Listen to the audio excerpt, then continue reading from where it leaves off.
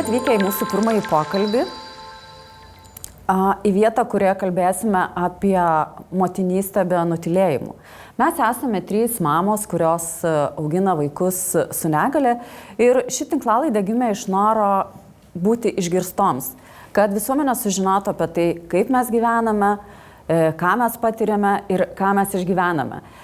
Šioje tinklalaidėje norėsime kalbėti ne tik apie skausmus, ne tik apie vargus, bet ir apie džiaugsmą, kuris atsiranda visai netikėtuose momentuose.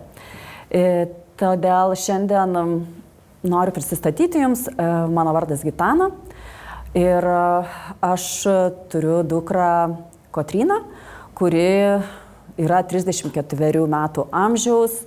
Ji yra, mano manymu, yra puikus žmogus. Labai optimistiška, pozityvi, daug skaito, labai daug rašo ir taip, ji turi sunkią fizinę negalę. Ji negali apsieiti nei vienos dienos ir nei vienos valandos be šalia esančių žmonių pagalbos. Tai tiek apie mane, o aš dabar noriu, kad prisistatytų ir mano pašnekovės. Aš esu Jūratė, auginu sūnų, kuriam yra 21 metai, mokosi mokykloje, paskutiniai metai mokytis.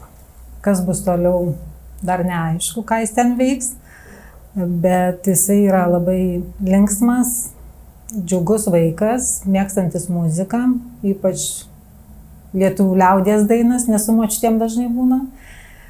O šiaip dar jis labai mėgsta vandens visokias procedūras, tai važiavimas prie jūros yra didžiausia pramoga, gal daugiau negu gimtadienis, jis turi fizinę negalę ir intelekto sutrikimus. Dėl to jisai taip pat negali vienas niekur pabūti, jam nuolatinė yra reikalinga priežiūra, žmogus, kuris juo pasirūpintų. Tai galbūt tiek. Aš esu Asta, auginu taip pat dukrą su negale, mano Ievai 34 metai.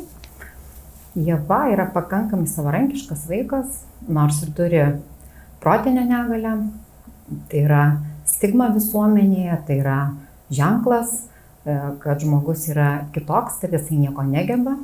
Tačiau mano Ieva tikrai pakankamai savarankiškai yra ir įsiliejusi į visuomenės gyvenimą, kiek tik tai jinai gali tą daryti.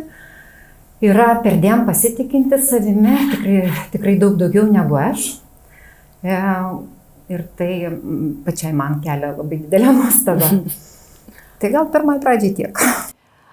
Kiekviena mama, kuri laukiasi savo kūdikio naujagimio, vis tiek įsivaizduoja jo ateitį, įsivaizduoja, kaip su juo leis laiką, kaip jį auklės. Mūsų atveju šiek tiek, kiekvienos iš mūsų atveju buvo kitaip. Ir tas kitaip paprastai prasideda tada, kai sužinai, kad su tavo vaiku kažkas yra ne taip. Ir kada sužinojote vaiko diagnozę ir kaip tai įvyko? Mano atveju tai buvo ne iš karto. Gimus vaikui mes gyvename įprastą gyvenimą iki 11 mėnesių. Kiek kreipdavomės profilaktiškai pas gydytojus, tai sakydavo, jis ten daug ko nemokėdavo, sako, augs. Išmoks, laukiam, kol paaugs ir išmoks ir artėjant pirmiems metams visgi nusprendėm ieškoti pagalbos jau į medikus Vilniuje. Taip mes atsidūrėm vaiko raidos centre ir sužinojom, kad jis turi tuo metu buvo nustatyti raidos sutrikimai, kol kas tik tiek, vėliau jau išaiškėjo visos kitos diagnozės. Tai nuo to ir prasidėjo mūsų visas maratonas, kuris tęsiasi iki dabar. O kaip tau tą diagnozę pasakė? Kodėl kilo tokių klausimų, kad kažkas negerai yra su vaiku? Mano Justas ilgai, iki pat 1 metų net nesėdėjo, nekalbant apie tai, kad jau ten stovėtų ar vaikščiotų. Sunkiai valgė ir dėl to mes pradėjom ieškoti pagalbos, kodėl jis vis dar nevaikšto, nesėdi, nedaro elementarių dalykų, ką daro to amžiaus vaikai. Ir dėl to mes ieškojame tų žmonių, kurie mums atsakytų tuos klausimus. Ir vykstant bent jau man, kadangi tai buvo pirmas vaikas ir buvau jauna, tai aš taip įsivaizdavau, kad jisai nevaikšto tik dėl to, kad tie raumenys jo silpni, jam reikia pasportuoti, nes dažnai akcentavo tai, kad jam reikia mankštų. Ir aš į Vilnių važiavau su mintim, kad pasportuojam ir grįžtam namo ir mano vaikas sveikas. Taip, iš karto. O mums taip jau būnant raidos centre trečią savaitę, gydytoja pasakė, kad jūsų sūnui suteikiama negalia. Kaip reagavai? Ir aš tada taip sėdžiu ir galvoju, ką tai reiškia vaikas su negale, nes aš neįsivaizdavau apskritai. Tuo metu aš galbūt žinojau, kas yra suaugę žmonės su neįgalus ir tai labiau apie tai, kas yra vežimėlyje, kitokios negalios tada nelabai įsivaizdavau, o kalbant apie vaikus apskritai, aš galbūt tuos neįgalius vaikus mačius tik televizijoje, aš gyvai vargu ar buvau mačius neįgalių vaikų. Tai kai aš sužinojau, kad mano sūnui suteikiama negalia, tai buvo taip, kad aš grįžtau į savo palatą, pirmas skambutis buvo mamai ir jau vienas sakinys buvo, kad mama, mano sūnui suteikiama negalia, o antras buvo toks sakinys, o kaip auginti vaikus su negalia, nes aš neįsivaizdavau, kas tai yra. O raidos centre ne... Ne, tuo metu bent, gal dabar yra jau pasikeitę, aš tikiuosi, kad tai yra, nes tuo metu buvo vienas susitikimas su psichologe ir kai jau pasakė, kad mano vaikas yra su negalia, tai buvo taip, kad jinai kalbėjo apie tai, kokių yra, žodžiu, ugdymo ten klasių grupių, Montessori ir panašiai, žodžiu, kad jūs galėsit ugdyti tą vaiką. O galvoju, kad aš pati net nesuvokiu, apie ką čia mes kalbam. Koks tas ugdymas, jeigu aš net nežinau, nei ką ta diagnozė reiškia, nei ko man tikėtis, ką man reikia atlikti kaip mamai ar sužinoti. Aišku, tuo metu dar prasidėjo tik tais mygtukiniai telefonai ir interneto ar visų kitų dalykų nebuvo. Tai daug kas buvo taip, kad šviečiausi anglų kalba knygas, kurias davė medikai patys turintys savo ten, kur nusipirkę kažkur iš stažuočių. O šiaip tai, tiesiog, rankiojasi, kas daugiau papasakoja vienas medikas, vienokios ryties, kitokios ryties. Šiaip nebuvo taip, kad kas nors atsisėstų ir sakytų, jūsų vaikas toks, yra negalia tokia ir koks tas gyvenimas tavęs laukia ateityje. Realiai tu nesuvokiai net apie tai. O tavo, Asta, kaip diagnozė buvo pranešta? Man tikrai visiškai priešingai. Neturėjau to džiaugsmo pasidžiaugti nei minutės, nei kelių mėnesių, kad mano vaikas sveikas. Ir aš tą žinią sužinojau tiesiog iš karto gimus. Iš karto gimdymo? Jo, iš karto po gimdymo, ant gimdymo stalo. Man buvo pasakyta, kad mano dukra gimė su Dauno sindromu. Aš tą žodį tikriausiai pirmą kartą gyvenime išgirdau ir tikrai nesupratau, nei ką tai reiškia. Taip ir paliko mane ant to stalo ir kai jie atnešė pirmą kartą, aš pirmiausia, ką padariau, tai aš įsivyniau tą lėliuką ir pradėjau žiūrėti, ar jinai turi pirštus, ar jinai turi rankas, ar jinai turi kojas, ar jinai iš viso akis ir kaip ten yra iš tikrųjų. Tai tokie buvo įspūdžiai, patys pirmieji mano vaiko atėjimo gyvenimo momentai. Man tai su Kotryna irgi galbūt panašiai kaip Jūratei, nes aš irgi apie Kotrynos diagnozę pasakė, kai Kotrynai buvo 11 mėnesių, nes kad kažkas yra negerai vaikui, tai kilo įtarimas gal po pusės metų, nes Kotryna gimė stipriai neišnešiota, jinai buvo neišnešiotas kūdikis ir ji gimė būtent 91 metų sausio 13 dieną, tą naktį baisę. Greičiausiai nervinio tokio pagrindo, tokio susijaudinimo, dėl to tas priešlaikinis gimdymas įvyko.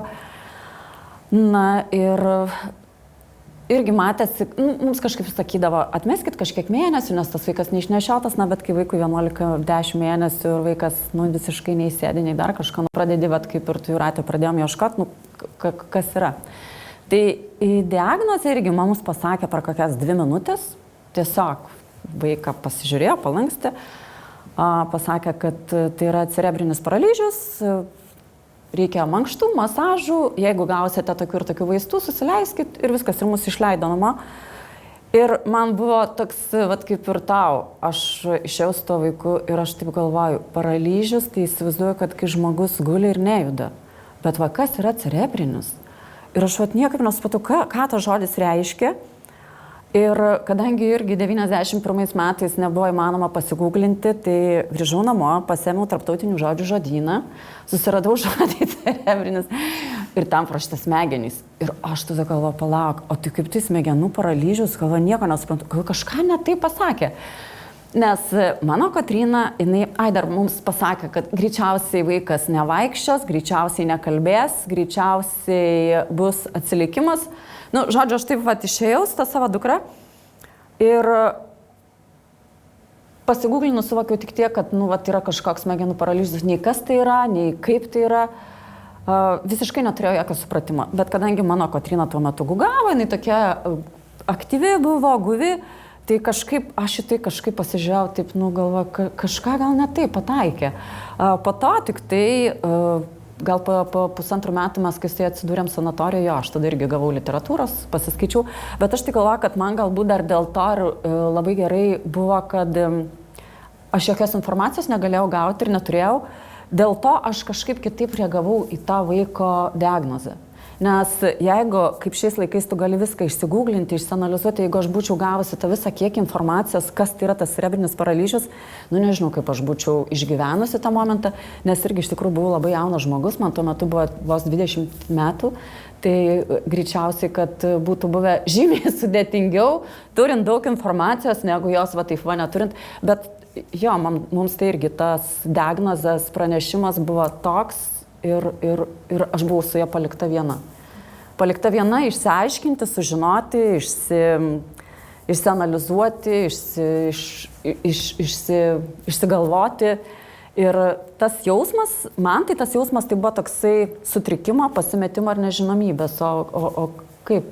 Man irgi panašiai buvo, nes mums pasakė paskutiniam dienom, kada jau buvom vaiko raidos centre ir liukia buvo 3 dienos, turėjom išvykti namo. Tai tas 3 dienos tokia vaikščiau kažkaip autopilotu, nelabai ten ką girdėjau ir mačiau, nes tiesiog tau mintys kažkokios eina, tu žiūri tą vaiką ir nelabai supranti, tai kaip dabar reikės toliau gyventi, ką jis čia dabar darys, kur čia mums reikės važiuoti.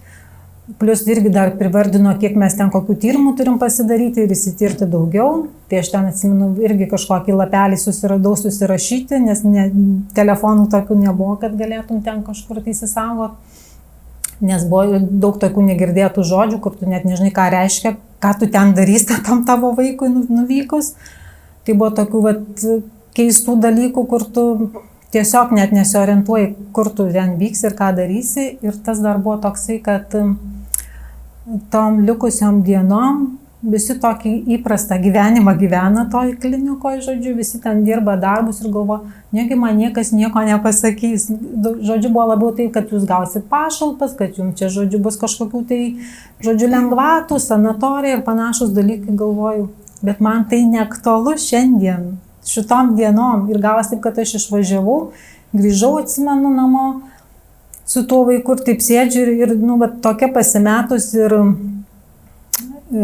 įsigandus gal net sakyčiau, kad man labiau kilo tas klausimas, kaip man tą vaiką reikia auginti. Kaip aš turiu toliau gyventi. Ne tai, kad tie buitiniai dalykai, bet būtent sveikatos požiūriu, ką aš turėsiu atlikti, kad tam vaikui mano būtų geriau. Tai tas buvo toksai, kad, nueisit, žodžiu, grįžę pas savo gydytoją jau šeimos ir jums ten jau nukreips, kur mes turim ten vykti ar nevykti. Tai grįžus pas savo šeimos gydytoją tuo metu, tai mus pasitiko su žodžiais, kad nes mes išvykom su tuo, kad aš išvažiuoju jauna mama, ieškau savo vaikui ligų, su tokiais žodžiais mane išlydėjo. O kai grįžau ir vaikui buvo suteikta negalia, tai buvo sutikta su tokia mintim, kad išsiprašėt vaikui negalę ir aš atsimenu, taip, jinai toliau apžiūrinėjo. Čia gydytoja taip paklausė. Ir aš taip, mano tą vaiką toliau apžiūrinėjau, aš taip stoviu kaip įbesta ir galvoju, ta prasme, kaip tai galima įsiprašyti negalę. Tiesiog, tai irgi toks, kad tu gauni dar vėl tokį psichologinį spaudimą, kad vos net tu kalta, kad čia tavo vaikui įrašė tą negalę. Maždaug jei neįrašytų, tai gal būtų sveikas pabuvęs. Tiesiog, labai buvo taip. O dar juo labiau, kad aš, tarkim, jeigu save prisimenus, tai man buvo kažkaip irgi, kada siūlė, kad tvarkytkitės neįgalumą, Tai man toks psichologiškai buvo, kad nereikia to daryti, nes jeigu aš jį susitvarkysiu, tai jau ir bus viskas. Aš daugiau niekada negalėsiu. Nu, toks kažkoks buvo toksai kažkokia mintis, jeigu aš pripažinsiu pati savo, kad taip ir yra, tai aš niekada daugiau savo vaikui, taip, būtent kelio atgal nebus. Nu, o koks tavo jausmas tada buvo, kai... Tai visų pirma, tai dar man, ligoniniai dar neišleidus, tai aš gavau dar pasiūlymą atsisakyti, nes toks buvo kaip ir įprasta praktika, nes vaikas su Dauno sindromu, taip paprastai tėvai atsisakydavo jo ir neaugindavo patys, tai yra atiduodavo valstybei auginti. Tai tikrai buvo dar čia vienas tikrai didelis šokas, nes aš net nežinau, kaip reaguoti, kaip galima atiduoti savo vaiką, taip tai net kalbos nebuvo. Ir man gal dar buvo tas tuo momentu labai sunku, kad aš suvokiau, kad aš papuoliau į situaciją, kur yra visiškai kitokia. Kaip tą pranešti vyrui, kaip pranešti artimiesiems. Nes čia tik tau pranešė, ne? Taip, tikrai taip. Ir tas buvo irgi labai labai sunku. O žinot, čia kažkaip žiūrėjau tokį filmą, visiškai neseniai ten irgi apie vaikų su negalia kalbėjo ir labai daug buvo psichologijos komentarų. Ir kažkaip psichologija kažkodėl pasakė, kad mamos, kurių vaikams nustatomas yra neįgalumas, labai dažnai jaučia gėdą. Ir man aš mintį pagalvojau, aš niekada gyvenime dėl savo dukros negalios, niekada gyvenime nesu jautus jokios gėdos. Ir man toksai keistai nuskambėjo, kaip jums toksai komentaras. Ne, man tai irgi niekada nebuvo tokio, nei jausmo, net minties tokios nebuvo. Aš apskritai su savo vaiku, kai ir iki tol, bet aš visur su juo važiuodavau. Visur eidavau, man sakydavo, irgi, tu kaip čigonė su tuo vaiku. Ta prasme, aš jo niekur nepalikdavau, mes visur eidavom. Nebuvo taip, kad aišku, jis dar kurį laiką ilgai ir nevaikščio, tai jis apie 5 metus pradėjo eiti, tai turėjau ir tą vaikų neįgaliojo vežimėlį, kur dar nesuaugė, bet vaikams yra.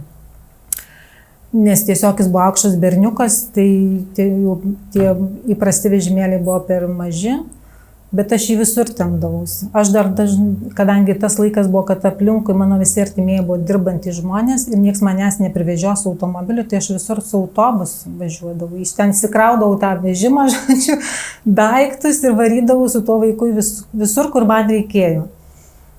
Tai kažkaip net mintis nebuvo taip, kad man reiktų kažkur tai jo gal ten neimti, nesivesti, nerodyti.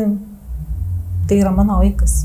Taškas. Net nekyla diskusijos apie šitą tokį net ir jausmą ar kažką. Mes visur. O tau kaip pasta? Gėdos tai aš irgi tikrai nejaučiu, nes aš nepadariau nieko tokio, dėl ko aš turėčiau gėdytis. Tik tai tikrai labai dažnai jausdavau iš kitų žmonių, net ir iš artimos aplinkos, gailestį. Tiesiog jauti, kad žiūri į tave su gailesčiu kažkokiu tai. Ir taip norėdavas visą laiką pasakyti, kad jūs negailėkit manęs, jūs man padėkit. Man jeigu iš tų tokių kaip jausmų, tai aš gal pirmus 10 metų, Kotrynos gyvenimo 10 metų, tai aš kažkaip save labai taip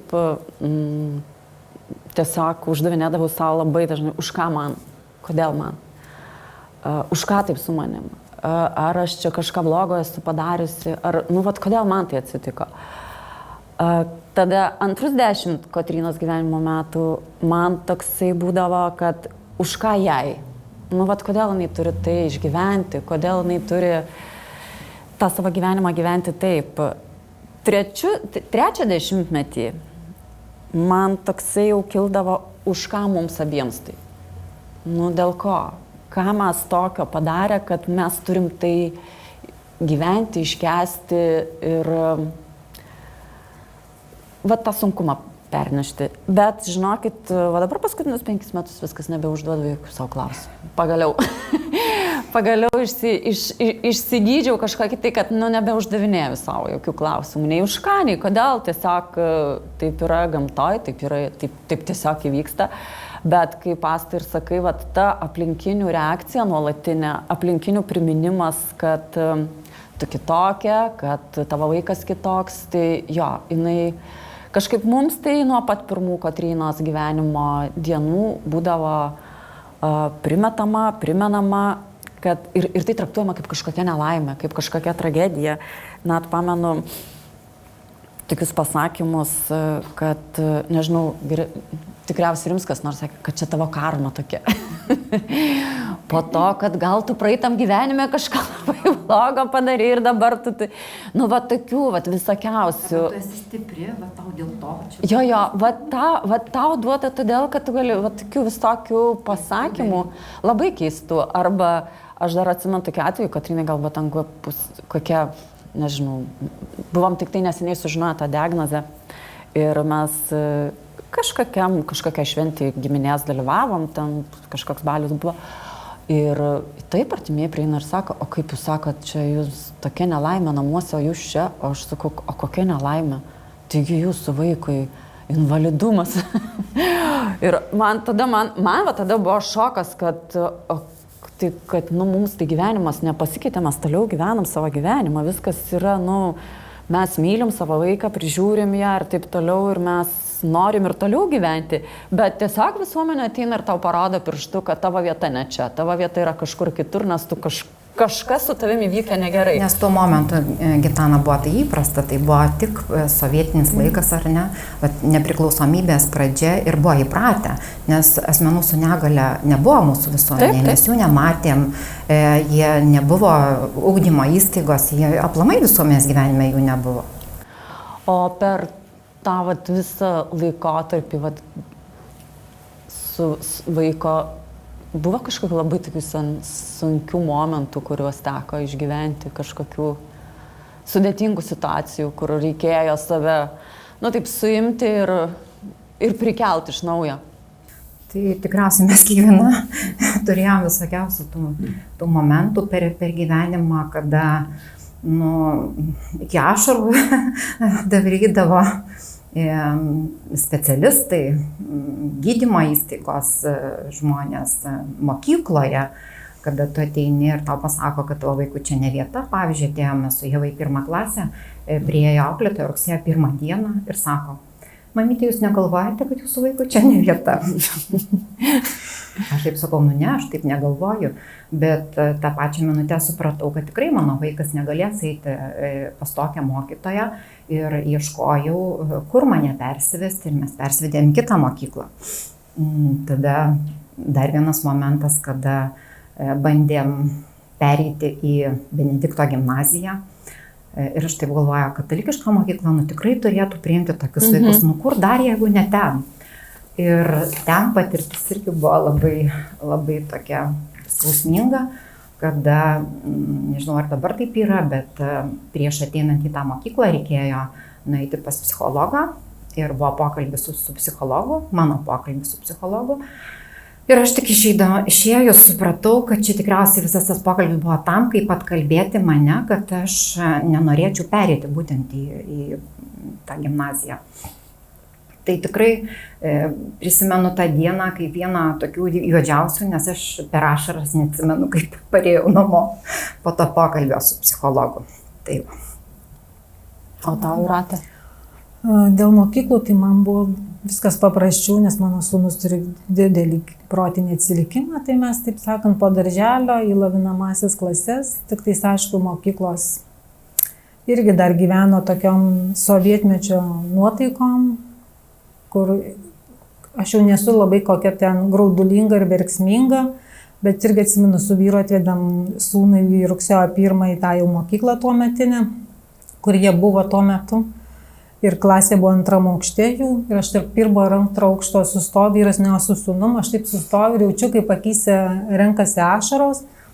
Taip stoviu, žiūriu šitos laiptus ir galvoju, 21 amžius, mes gyvenam ne kažkokiam ten vienkiemį, administracijonis centras, miestas. Ir vaikai eina į tokią mokyklą, pastatą, jau ten apie pritaikymą, tai tiesiog laiptai aliejiniais dažais išdažyti, ten nukramtyti, kaip jie dar ten nenusiversdavo, tai nežinau. Ir apskritai ten tiek tokių dalykų, kad tiesiog taip, bet sakau, stoviu, su akyse ašaros ir galvoju, Ne, nu kaip taip galima, vis dar. Ir tai, kaip pasakyti, jūsų tai vaikai dar gimė pačioj pradžioj. Galbūt net ir natūralu, kad yra daug dalykų nepadaryta. Bet kažkaip norisi, kad tai greičiau vyktų. Taip, o dabar galvoju, mano vaikas paaugęs ir dar vis su tokiom situacijom susiduria tėvai. Tai tas labai kažkaip liūdino. Aišku, mes ten irgi ėjom kryžiaus kelius, kad nors kažkoks toks, bent koks tai pokytis pradėtų rastis. Aišku, jis ir pradėjo rastis. Smagu, kad atsirado žmonių, kurie matė tą poreikį, kad tai turi vykti. Nu, negalime mes vis dar gyventi tais Veronikų laikais ir įsivaizduoti, kad tai yra... Kad tai yra norma ir kad jeigu tie yra vaikai su negale, tai jiems tinka bet kaip. O tarkim, sveikiesiams bet kaip negali būti. Turi būti naujas klasės, nauja įranga. Bet mūsų tiem vaikam jiems gali būti bet kaip. Taip, ir kaip pasakyti, mes ten atsimenu irgi su pavaduotoja kalbam, ko mes jau norim, jau bent elementariai, ką galima čia ir dabar padaryti. Ir man sako, čia 10 metų niekam nereikėjo, o jums prireikė. Ir aš taip su kita mama stoviu ir aš taip į ją atsisuku ir sakau, ar tu girdėjai tą, ką aš taip įsivaizduoju, kad man gal pasigirdo, ar aš ne taip supratau, ką jis sakė. Nu, tai tada irgi toks buvo lengvas, toks, nežinau, koks ten, kaip įvardyti tą šoką, bet maždaug čia jums prireikė.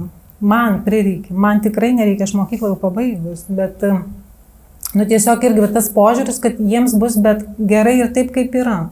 Bet tai nėra norma tokia, vis dėlto mes jau gyvenam 21 amžiui, ugdymo procesas apskritai yra lankstus ir jis turi būti pritaikomas prie kiekvienos situacijos, kiekvienam vaikui. Mes irgi atlikom ir ne vieną tokį, kur projektiniai dalykai, tarkim, už Lenkijos 100 kilometrų ir ten žiūri ir galvoja, šalia Lietuvos mokykla speciali, kur vaikai mokosi irgi tokie kaip mano vaikas ir ten yra viskas, ko reikia, jeigu ten vaikų, kaip direktorė sako, tos jų mokyklos. Mes turim tokią vieną mergaitę, kur prie jos pritaikytas baldai. Kėdės ten, nes be rankučių yra, kad netrukdytų. Stalas padarytas, nes nevežimėlį. Sako, gal mes gyvenime daugiau tokio vaiko neturėsim, bet dabar nupirkti šitie baldai. Būtent tai mergaitei. Tai galvoju, o pas mus net elementarių dalykų negalima pritaikyti. Kai čia specialiai dėl vieno vaiko, kurio galbūt nebus daugiau. Tai irgi norisi, kad tas keistųsi požiūris labiau, o ne kad maždaug užsidėjau vieną kažkokį kurpalių. Tai, nežinau, aš tai labai tikiuosi, kad dabar truputį situacija gal jau tikrai pasikeitus ir gal bent kažkiek į gerąją pusę. Bet tą, ką mes perėjom su Gitana, nes visas tas laikotarpis, tas 30 metų, tai tikrai buvo žiaurus. Taip, ir mes dažnai juokaudavom, kad gyveni ir galvoju, kad turi būti dėkinga visiems aplinkui, kad tau leidžia gyventi. Jo, ir man tai gal tokie didžiausi, tokie kaip nežinau, skausmai, toks, tai būdavo ties lūkesčiai sugriuvęs visiškai su, nežinau, kai tu tikiesi iš specialistų kažkokio supratimo, tikiesi ten iš kažkokių socialinių darbuotojų kažkokios atjautos, tikiesi iš pedagogų, kad jie tave supras ir tu pajunti, kad ne, tu čia nereikalingas, tavęs nereikia. Aišku, dar kiti dalykai, tai ypatingai, irgi jeigu apie lūkesčius tos kalbant, man atrodo, mes mamos, kai susilauki vaiko su negale ir kai jam nustatoma diagnozė, mes labai puolam jį perdarinėti, padaryti jį, daugiau mažiau kaip visi. Ir mes tiek pasineriam, man atrodo, į tą vaiko perdarinėjimą, kad pamirštam save, pamirštam aplinkinius, pamirštam artimuosius. Ir man lygiai tas pats buvo su Kotryna. Aš nežinau, kiek mes ten praleidę esam valandų pas kinezistus, kiek mes praleidę valandų masažuose, pas logopedus, ergoterapeutus ir visur kitur. Ir tu vis bandai, kad tas vaikas, nes tarkim Kotryna, jinai visiškai nevaikšto, jinai juda tik tai vežimėlio pagalba. Ir kad vaikščios. Tai mano, tarkim, labai toksai didelis man nusivylimas ir sukrėtimas toksai buvo, tai po Kotrynos operacijų, jinai turėjo, tikrai nemažai operacijų, kojų operacijų ir po tų operacijų buvo 3 mėnesiai lovoje, visiškai režimas gulimas ir po to 3 mėnesiai dar gipse, 6 mėnesiai gipse. Ir kai vaikas iškenčia tiek skausmo ir vaistų ir tą visą nepatogumą, ir mes išbuvom tą laiką ir atvažiavom pagaliau į ligoninę, kad jau iš tų gipsų išimtų, ir tas atsimenu, aš kažkokio stebuklo tikiesi, tiek išbuvę, tiek iškentėję, kažkokio laukia stebuklo. Ir aš pamenu, iš to gipsų išima jos tas kojas ir aš matau visiškai sunykusius raumenis, tenai nieko. Ir aš suprantu, kad tos operacijos jos buvo, padarė, dėl kažko padarė, kažką ten kažkiek patvarkė, pabandė kažką, bet jinai niekada nevaikščios. Ir man toksai tada buvo, toks kaip ir aišku, nusivylimas begalinis ir šokas, ir dar ir sąlygos tokios, ten toj ligoniniai lovos mamai neduoda, jeigu nori likti su vaiku, turi miegoti ant grindų ligoniniai. Nežinau, galbūt dabar kažkaip kitaip yra, būtų labai gerai, kad būtų kitaip. Tai aš tada naktį labai verkiau ant tų ligoninės grindų gulėdama. Iš to nusivylimo, iš tų lūkesčių visiškai sudužusių, iš tos netjautos gal. Nes, pavyzdžiui, gydytams tai kažkaip, o ko iš jų tikėjotės, sako. Ir man tas, kai tu pusę metų taip pravargsti ir tau sako, o ko iš jų tikėjotės, tai toks, labai labai iš to visuomenė kažkaip specialistai tie, iš kurių tu tikiesi kažkokios atjautos, kažkokios suvokimo, jie tave labai taip sulygina tavo tikėjimą bet kuo. Tai tas labai labai iš tikrųjų sudėtinga yra. O kaip, pavyzdžiui, jūsų keitėsi santykiai, tarkim, su, vaiko diagnozė, kai jau sužinojote, turėjot pasakyti artimiesiems, keitėsi kažkaip santykiai su artimaisiais, su vyru, nes, tarkim, aš likau viena su savo 2 dukrom, mus paliko mergaičių tėvas, mano buvęs vyras, Kotrynai tuo metu buvo 4 metai, jaunesniai dukrai buvo 2,5. Ir taip, mes likom vienas ir buvo labai sunku. Ne, mano situacija kita. Mus gal kaip tik sustiprino kažkaip, pradėjom toks, net gal buvo toks laikas, kad gal labiau ne kaip vyras ir žmona, bet kaip kokie, nežinau, draugai, partneriai, kad tiesiog tau reikėjo, kaip pasakyti, reikėjo tiesiog tokios ir vyriškos rankos, kad panešiot, dar kažką padaryti, arba kad ir tų patarimų kažkokių, tu net nežinai ko klausai, tu tarp pusavį kažką nusprendi, darom, nes ten irgi buvo taip, kad medikai sako, tai bet galima arba taip daryti ten kažką, tai arba kitką. Ką tu žinai, kai tu ten tau 20 keli metai, tu net nesiorientuoji apskritai, kaip palyginti tuos dalykus. Tai irgi tarp savęs, pasikalbam, gal darom taip, važiuojam ten, tarkim, arba nevažiuojam kažkur. Tai mano atveju tai kaip tik kažkaip mes gal mobilizavomės labiau kažkaip ir vyras kitaip, tada gal ir mane pamatė kaip mamą, kaip moterį kitaip. Nes iš tikrųjų, man, pavyzdžiui, 1 metai, tai irgi buvo taip, ne pirmi kokį 3-4 metai, tai dar kai buvo tie mygtukiniai telefonai, aš pradėjau jaust, kad aš labai didelę dalį laiko praleidžiu Santaros klinikos, vaiko raidos centras, sanatorijos. Ir aš nusipirkdavau tokius kalendoriukus, žodžiu, ir žymėdavau, kaip tik išvykus, žymėdavau, kiek dienų, žodžiu, aš ten būnu namuose. Tai buvo taip, kad tai mano pirmi 3-4 metai, buvo po pusę metų aš nebūdavau namie. Aš išvažiuoju 3 savaitėm, grįžtu porai ir vėl išvažiuoju. Tai toks irgi buvo tas gyvenimas, kai vyras sakydavo, tai aš jau tau gal laiškus siųsiu į Santaras ar į raidos centrą, kur tau čia geriau, žodžiu, kur tu būsi. Nes, tiesiog tu net nebūdavai namuose, nes visą laiką su tuo vaiku, o daugiau gal ne, kažkaip labai visi priėmė, kad taip yra, plus gal dar dėl to, kad mano vaikui ne tik kad fizinė, bet ir protinis atsilikimas ir žymus. Tai kažkaip ir mus pačius, taip sakant, nuleido ant žemės su ta mintim, kad, kaip ir gydytoja sakė, raumenį gali išmasažuoti, išsportuoti, o jau galvos smegenų, žodžiu, protelę jau tu nepridėsi. Tai kažkaip taip ir priėmėm, kad geriau nebus, tai bent jau žiūrim tą fizinę labiau pusę, nes jis irgi 4 metų nevaikščiojo. Ir tos prognozės irgi tokios buvo, kad, neaišku, ar jis ten vaikščios, neaišku, ar jis kalbės, ar ten dar kažką darys, bet jis pradėjo ir vaikščioti, ir kalbėti. Bet irgi buvo labai daug darbo, daug tai irgi, pas kineziterapeutai, masažuotai, mes į tą, žodžiu, irgi raidos centre po 2 kartus į metus važiuodom, tai prailgdavo, labai sunku, ypač arba ligoninėse po 2-3 savaitės, antros klinikose labai daug tyrimų darydavo. Ten sakydavo, atvažiuosit savaitę, liekam 2 savaitėm, ten 10 dienų, tai 3 savaitės daug maž taip.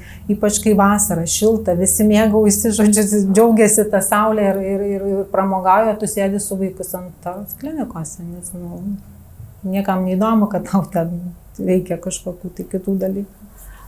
Man tai irgi visada greičiausiai trūko tokio, kad tu gali dalintis su kažkuo tą naštą, nes vis tiek tai yra toksai dalykas, šeimos reikalas iš tikrųjų. Ir man visada trūko galbūt to, kaip tu sakai, kad aš su kažkuo galiu tuo pasidalinti, kad kažkas man padeda.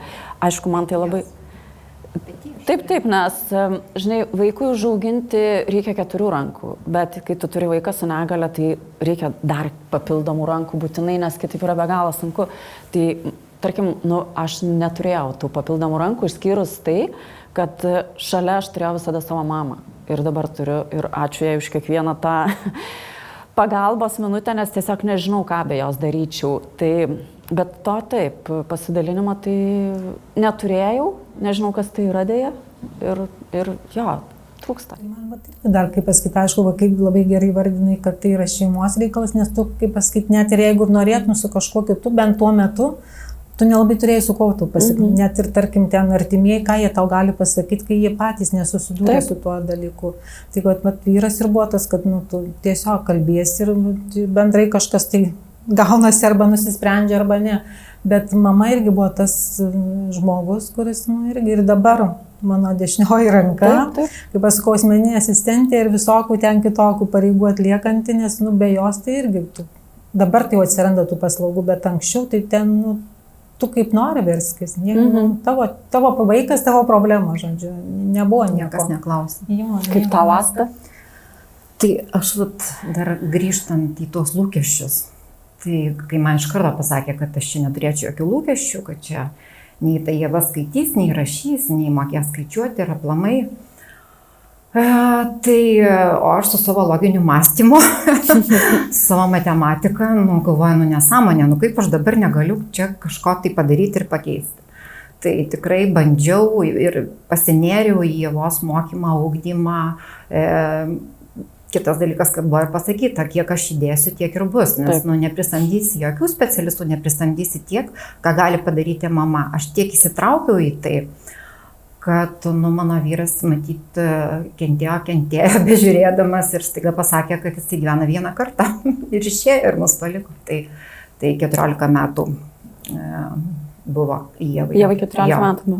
Kaip mes likom vienos ir tada iš tikrųjų buvo dar vienas smūgis gyvenime, kada suvokė, kad nebeliko šeimos, kad iš tikrųjų visa našta jau dabar gula grinai tik ant mano pečių.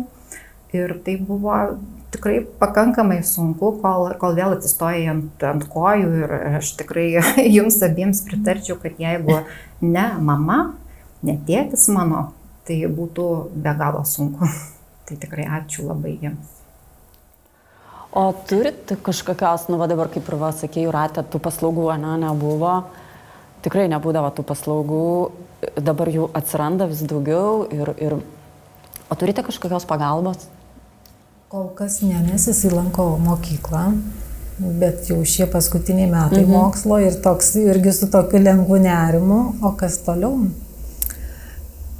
Nes mes mieste, tarkim, jaunam vaikinui, jaunimui yra tik paslaugų centras. Mes neturim mieste jokios alternatyvos. Tik tais šita įstaiga, aišku, jinai jau kinta ir yra kitokia, nes man teko vesti į paslaugų centrą prieš kokią 10-15 metų, kai aš dirbau dar. Tai aš ir išėjau iš darbo dėl to, kad paslaugų centras su mano mažamečiu vaiku nesusitvarkydavo. Aš jau nuo 1-2 valandos gaudavau kas antrą dieną skambutį, kad jūsų vaikas ten, žodžiu, gėlę numetė, tai žaliuzės tampo, tai dar kažką. Tai... Ir aš tuo metu dirbau pirmam Alytui, tai aš iš pirmo Alytaus atvažiuoju į tą paslaugų centrą, pasiimu savo vaiką ir gal važiuoju atgal į darbą. Nes, žodžiu, jisai trukdo ten moterim, nežinau ką veikti, bet... Tai toks gavosi, kad irgi su vyru pasitarėm, kad koks man tikslas eiti į darbą, jeigu aš jau nuo 12-1 valandos pradedu galvoti, kada man paskambins, nes man reikės važiuoti pasimti tą vaiką, nes tiesiog jisai kelia daug, žodžiu, rūpesčio, nes jis buvo, kai pradėjo vaikščioti, ir dabar yra gana judrus, jisai nori būti tarp žmonių ir jisai, matydamas, kur jau yra tos moterys arba tų vaikų daugiau, jis ten, žodžiu, eina. Dar, kadangi to protinio atsilikimo daug, tai jisai toks jau trukdęs būdavo ir tada tu tiesiog pradedi galvoti, kad neverta tada eiti į darbą, nes tu, kaip pasakyti, pusę dienos dirbi, pusę dienos tu darbe aukliau tampi, tai ir išėjau. Ir liko taip, kad jau slauga namuose. Pati slaugai? Taip. O tavas ten nelabai ir bereikia. Aš tos pagalbos, tai apart medikų tiek, kiek reikėjo iš medicinės pusės, o daugiau tai iš tikrųjų jokios nesulaukiau. Ir nežinau, ar kas begalėjo net padėti. Tokia sistema buvo iš principo, kad jos nebuvo nei paslaugų, nei pasiūlos jokios. Ta prasme, niekas nežinojo net ką galima pasiūlyti. Bet dabar, tarkim, Ievai yra 34 metai, tai jau dabar jai kažkaip apie darbinį užimtumą reikėtų šiaip, tai senoviai. Taip, baigė Ieva mokyklą, vidurinę mokyklą baigė, po to įgijo berods 3 specialybės ir socialinio slaugytojo padėjo, ir floristo, ir fotografo, dar keramiką mokėsi. Žodžiu, visos tos specialybės tam, kad būtų užimtumas, kad tas vaikas nebūtų tik namuose ir nieko neveiktų. Aš tai dabar taip ir atsitikę, kad jau mokytis kaip ir nėra kur. O dirbti irgi niekas nepriima, o jinai nenori sėdėti namuose, jinai nori iš tikrųjų būti visuomenėje, jinai nori būti naudinga ir jinai nori natūraliai įsilieti į visą tą gyvenimą. Tai čia tikrai yra didelė problema. Bet ar... Vėlgi, tada išeina toksai, kad apie tą darbinį užimtumą daug kalbama, ne? Yra ir paskatas visokios valstybės, bet šiaip realybėje tai jisai labai sudėtingai yra įgyvendinamas. Tai būtent mes labai daug girdim, kiek dabar asmenims su negale skiriama įvairiaus finansavimo, ten kuriami visokie etatai, bet iki to realaus žmogaus, kad ateitų pagalba, aš jos nejaučiu arba aš jos nemoku ieškoti. Toks vaizdas susidaro, kad pinigų yra skiriama daug, įvairios programos, įvairi centrai, visokiausių dalykų, iki to momento, kol tau to neprireikia realybėje, ne? Ir kai tau realiai to prireikia kažkur tai padėti tą vaiką, nesvarbu kiek metų, ten 15, 20, 30, tu staiga susiduri, kad tau, kaip sakai, pasirinkimo tai nėra. Yra tik tai, kas tau yra pasiūloma, ne? Bet rinktis iš kažko, ar tu nori to, tai tiesiog nėra galimybių. Tai yra tik tai, tu gali rinktis tik iš to, kas tau yra siūloma. Tai yra 1 iš 1, 2 iš 1, jau iš 2 vieno pasirinkimo jau nėra, tokio nebelieka. Tai tas irgi, Kotrynos atveju irgi lygiai tas pats yra, jinai baigusi socialinių mokslų kolegiją, įgijusi profesiją, bet sudėtinga yra su tuo darbiniu užimtumu įrodyti, kad tu iš tikrųjų gali teikti naudą visuomeniai. Nesvarbu, kokio ten jinai dydžio ta nauda, tai iš tikrųjų yra labai kol kas sudėtinga ir kažkaip irgi norisi kažkokio pokyčio. Ir greičiausiai vėl mes esam tame priekiniam vagone, kur turime tai stumti. Taip, nes virš mūsų visą laiką kybo klausimas, o kas bus su mūsų vaikais, kai mūsų nebebus. Taip, būtent. Nes mūsų vaikai buvo pripratę augti ir gyventi namuose. Šalia artimieji. Ir staiga, kai mūsų nebeliks, kas su jais bus toliau. Mes tikrai nenorim kad vaikas atsidurtų kažkokioje įstaigoje ar gyventų kažkokį gyvenimą prastesnį, negu jisai turėjo iki dabar. Todėl ir kalbam ir ieškom tam kažkokių tai galimybių. Ir gal čia prieinam prie tokio klausimo, ko dažniausiai žmonės nesupranta apie mūsų, ne, apie tą mūsų gyvenimą. Kai, tarkim, mums reikia to, mes irgi dabar sėdėm ir kalbam, mums ir to reikėtų, ir ano reikėtų. Tai greičiausiai ir yra tas, kad, tarkim, jeigu tu turi sveikus suaugusius vaikus, ne, tai yra kaip natūraliai. Vaikas baigia mokyklą, jisai įgyja profesiją, specialybę ir jisai išeina savarankiškai gyventi. Jisai užsidirba, nežinau, jeigu užsidirba ant būsto, įsigyja būstą, jisai tampa savarankiškas ir jisai gyvena savo gyvenimą. Tuo tarpu mes, mūsų vaikai, netampa savarankiški. Ir dėja sistema yra tokia, kad mes turime ir toliau jais rūpintis. Ir nesvarbu, ar tavo vaikui jau 30, ar 40, ar 50 metų, jeigu jis yra su sunkia negale, tai ir pas jį savarankiškumas labai nedidelis, tai tu ir turi juo rūpintis iki pat, nežinau, iki savo gyvenimo pabaigos. Ir tas yra sunku šiaip. Ir niekas nesupranta, kad mes negalim staiga paimti, sugalvoti ir išvažiuoti kur nors. Elementariai, pailsėti, ne? Net tikriausiai apsirgti normaliai negali, nes žinai, kad jeigu tave patalpins į gydymo įstaigą, tai kas mano tą vaiką prižiūrės? Tai... Spontaniškų dalykų mūsų gyvenimuose tiesiog nėra ir tiesiog negali būti. Mes turime... Jeigu jauti, kad kažkokia liga artinasi, tu turi pasiplanuoti, kaip tu sirgsi. nes tai jau kas tavo vaiką prižiūrės. Jeigu tu planuoji, kad kažkas dar su tavim blogo atsitiks, tu irgi planuojasi, kas pirmiausia ne apie save galvoji, bet pirmiausia galvoji, o kaip bus su tavo vaiku. Ir tas yra labai, sunku ir taip yra labai sudėtinga. Ir kartais man nesusidaroms toks vaizdas, kad mes tiesiog su sunkiom negaliom, ypatingai vaikų tėvai, mes niekada nesiskundžiam. Mes niekada nesiskundžiam, mes visada šypsomės.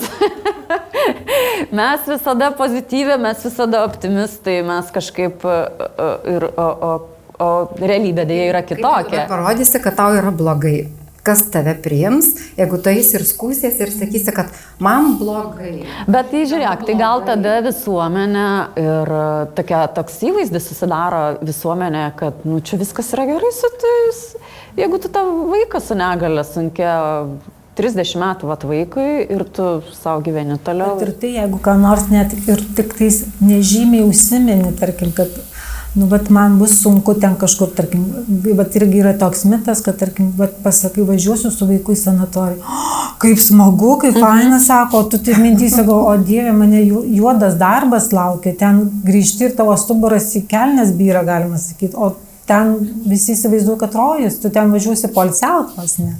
Arba ten irgi, jeigu kažką tai nedaug Dieve, ten tą savo vaiką ar gražiau aprengi ar ką nors, tai maždaug tu jo, tai jie pašalpas gauna. O kad tam po tos pusę pašalpos ant vaiko sauskelnių išleidai, tai niekam neįdomu. Visi įsivaizduoja, kad ten tie keli šimtai, tai ten, nežinau, ta šeima kažkokiam, sakau, rojai tampa.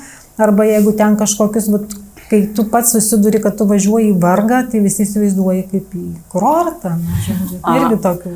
Aš prisimenu irgi tokį atvejį, kai irgi kolegiams ten pasakiau, kad mes, mamos, kur turime vaikų su negale, važiuosim į tokią streso mažinimo stovyklą ir tenai mums ten mokys visokiausių tų metodų ir gražioj vietoje ir ten programos tokias vyks, kad ten mus mokins kaip atsipalaiduoti, joga, visokie masažai ir taip toliau. Ir man sako, bet tai kaip jums gerai?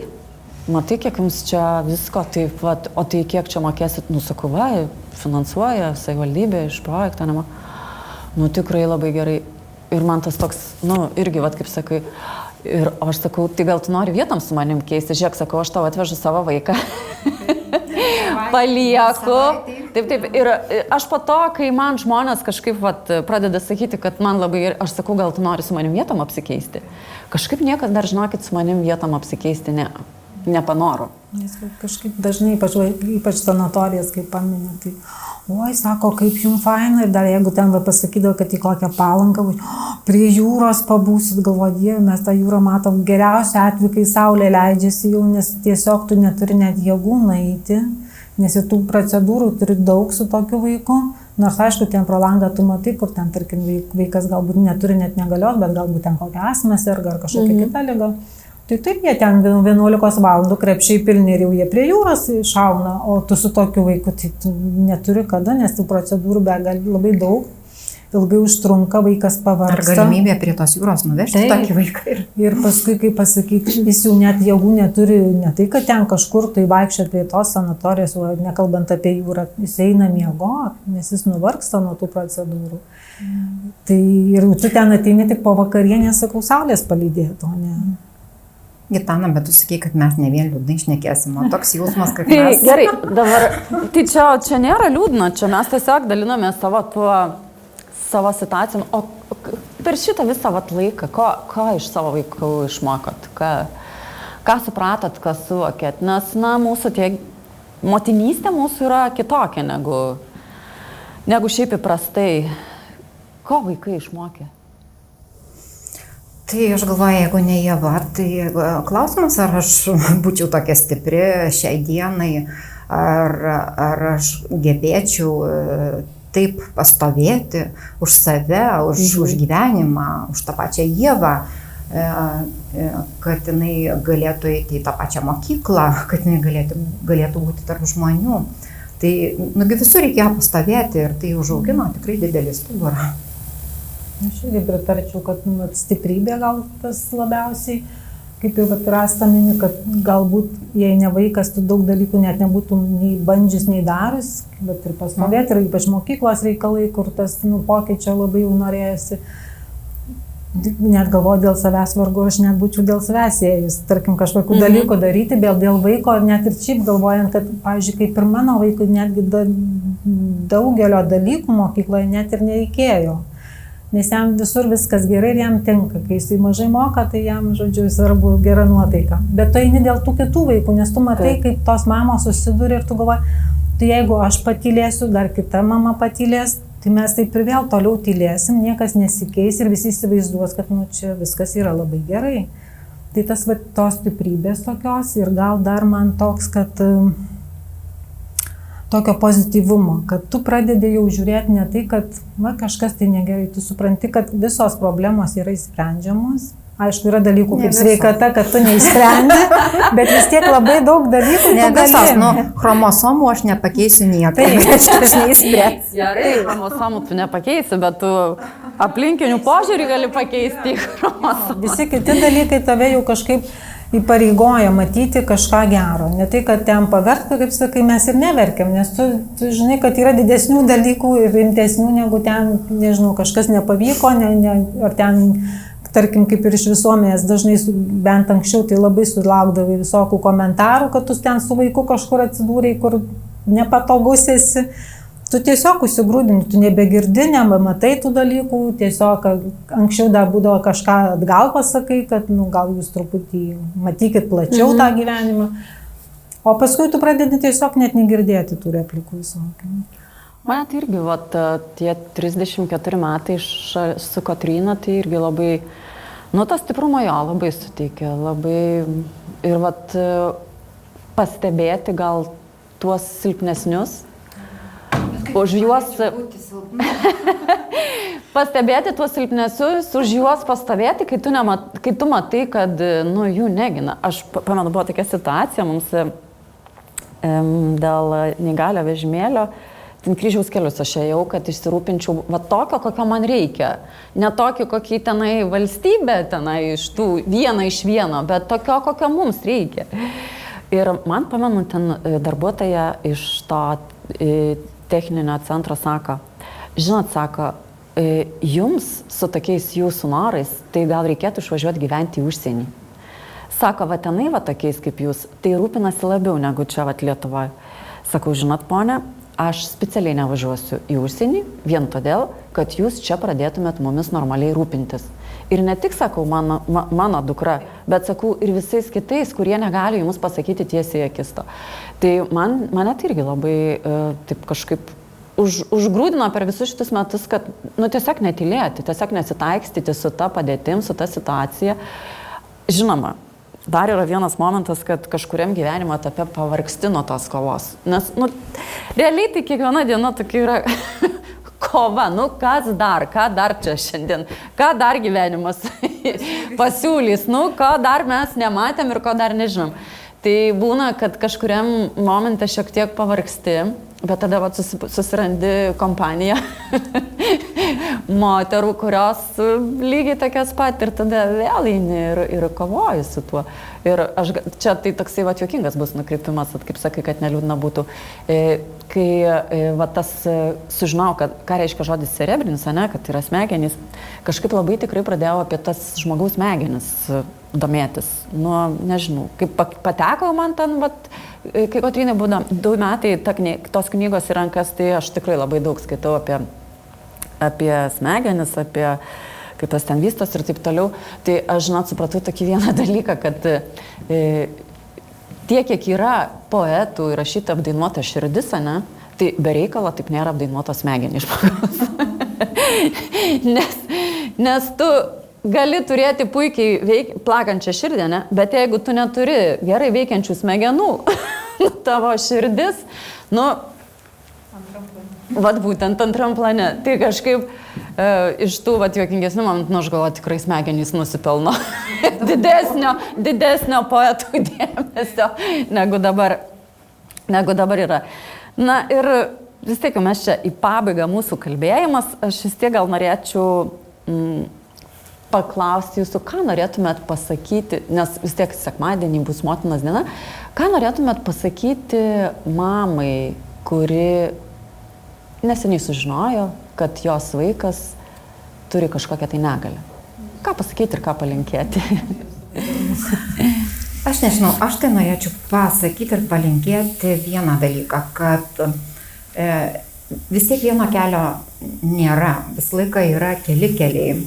Ir žmonių aplinkui mus tikrai yra daug. Ir jeigu tau vienas žmogus uždaro duris, tai tikrai reikia ieškoti kito žmogaus, kuris tikrai atidarys jas ir suteiks tą pagalbą. Tai nesustoti, norėčiau palinkėti, nesustoti ieškoti tos pagalbos ir nebūti užsidarius ir vienumoje. Taip, aš gal irgi pritarčiau, bet kad tas vieno kelio nėra, kas pasitvirtino vienai mamai, galbūt tavo atveju bus kitaip. Bet ieškoti bendrystės, nes tai yra lengviau. Tu tiesiog pasidalini savo džiaugsmais ir rūpesčiais, galbūt patarimų, ko jau mamos kitos yra susidūrę ir jau praėjo kažkurios kelius ir galbūt tau bus jie ir tinkami. Tai ta bendrystė kažkaip gal motyvuoja, skatina, palaiko, tai nebūt vienai. Tiesiog, nes, bet kaip sakot, kartais būna šeimoje, kad tu lieki viena, aišku, yra mama ar kiti artimieji, bet tos kitos mamos, tai jos irgi tokios, yra tavo parama, tavo džiaugsmas, gal sakyčiau, toks petis, kur tu, bet atradus tokias mamas, daug lengviau tau yra žengti toliau, vis ir toliau su tuo vaiku eiti į priekį. Aš tai gal irgi tiesiog, aš tai kiekvienai mamai, tai pirmiausia, tai palinkėčiau daug kantrybės, nepamiršti savęs. Pirmiausia, tai nepamiršti savęs, nes mes labai dažnai mamos tiesiog save pamirštam. Atiduodam visą save, kaip ir sakiau, tam, kad tą vaiką kažkaip padaryti, priartinti prie sveikų žmonių visuomenės. Tai to nepamiršti savęs, kad esi ir kad savim irgi reikia pasirūpinti, nejausti jokios absoliučiai kaltės. Mes visiškai nekaltos dėl, kad taip atsitinka, kad taip įvyksta. Tai tiesiog taip įvyksta, gamtoje tai būna. Na ir dar toks vienas palinkėjimas, tai planuoti į tolį gyvenimus. Mes, jeigu vaikas pradėjo lankyti darželį, tai tu turi jau galvoti, kur jis eis į mokyklą. Jeigu pradėjo lankyti mokyklą, tu jau turi mąstyti, kas bus po mokyklos. Baigę mokyklą, tu turi jau žinoti, ką toliau tavo vaikas veiks. Ypač tie vaikai, kurie yra su sunkia negalia, nes mes už juos turime nugyventi gyvenimą į priekį stipriau, kad jie galėtų savo laiku, tuo realiu laiku jausti saugiai ir mes, kad jaustume saugiai. Tai va šitą labiausiai tikriausiai linkėčiau. Na, o ką norėtumėte visuomeniai pasakyti? Perduoti. Man tai kažkaip, nežinau, aš gal labiausiai, bet susidūriau su tuo visuomenės požiūrį negalų apskritai vaiką, suaugusį jaunimą, tarkim, kaip šiuo atveju mūsų vaikai jaunuoliai, nes aš labai daug girdėjau ir tiesiai, ir per aplinkų visokių replikų ir pasisakymų apie mano vaiką, tai aš kažkaip norisi, kad juos matytų tokie, kokie yra.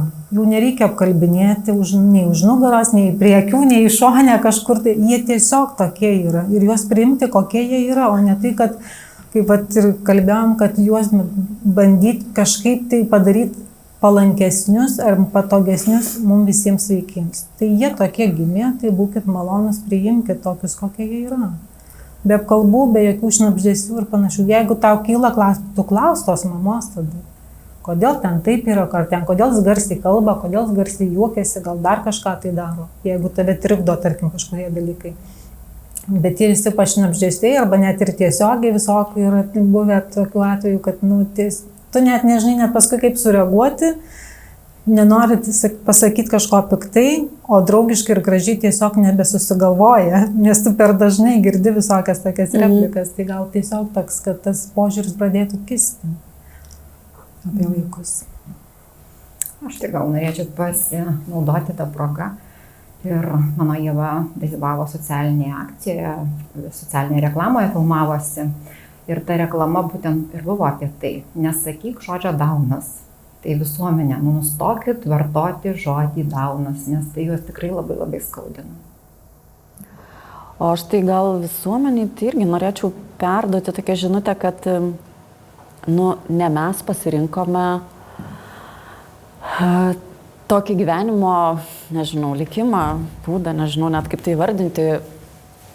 Ir taip, mūsų vaikai turi negalias, sunkesnės, lengvesnės. Taip, tai yra sudėtinga ir mums, ir vaikams. Ir, kaip ir sakau, ne mes tai pasirinkom, tiesiog taip yra įvykę. Tai ir dar vienas dalykas, kad mes nei vienas nesam apsaugotas nuo tų, nes žmogaus kūnas yra labai trapus iš tikrųjų. Tai tos tolerancijos, to suvokimo, supratimo realybėje, ne socialiniuose tinkluose. Socialiniuose tinkluose, aš pastebėjau, mes esam labai tolerantiški, labai vienas kitam jautrus, bet būtent realiam gyvenime to truputėlį tokio daugiau empatijos, daugiau atjautos, daugiau supratimo, daugiau arba tiesiog nekreipti į mus dėmesio.